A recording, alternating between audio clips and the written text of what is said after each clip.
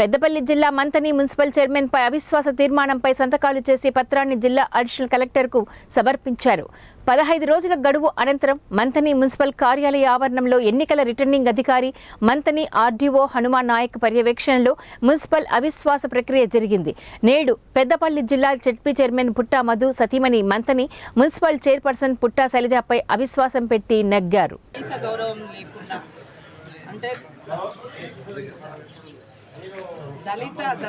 దళితులు అని చెప్పుకుంటూనే మన బీసీలు అని చెప్తూనే బీసీల మీద దాడులు చేయడం కానీ ప్రతి దాంట్లో కూడా మన తోటి కౌన్సిలర్లకు కూడా కనీస గౌరవం లేకుండా వాళ్ళ వార్డులో కానీ వాళ్ళకి ఏదైనా సమస్య ఉందా అని దగ్గర తీసి చెప్పిన లేదు.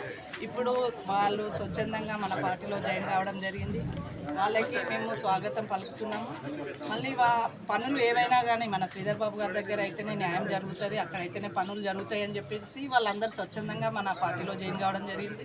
ఇప్పుడు ముందుకు అంటే 1 year అంటే ఇంకా 1 year టైం ఉంది. మనకి మన గవర్నమెంట్ ఉంది. ఇన్ని రోజులు శ్రీధర్ బాబు గారు మన గవర్నమెంట్ లేదమ్మా అని చెప్తే మీ అంటే ఏం చేయడంట లేదు అని చెప్తున్నాడు కదా అని చెప్పేసి చెప్పడం జరిగింది. ఇప్పుడు అదే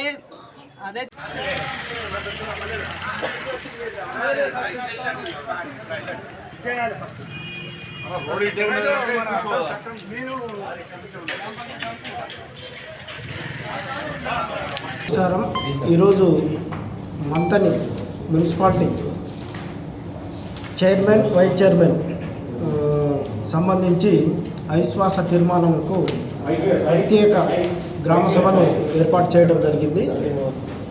ఈ గ్రామ సభకు చైర్మన్కి సంబంధించి ఉదయం 11 గంటల వరకు ఏర్పాటు చేసినాం. మరి ప్రతి గ్రామ సభకు మొత్తం 13 మంది కౌన్సిలర్లకు గాను 9 మంది కౌన్సిలర్లు హాజరయ్యారు.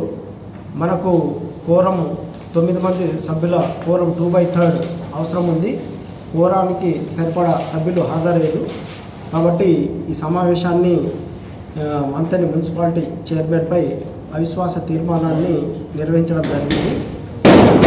తీర్మానానికి మద్దతుగా చేతుల ద్వారా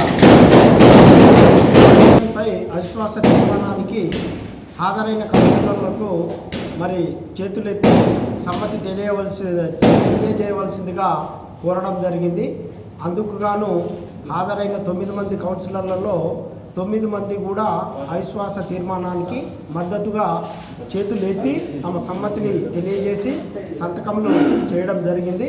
కాబట్టి మంతని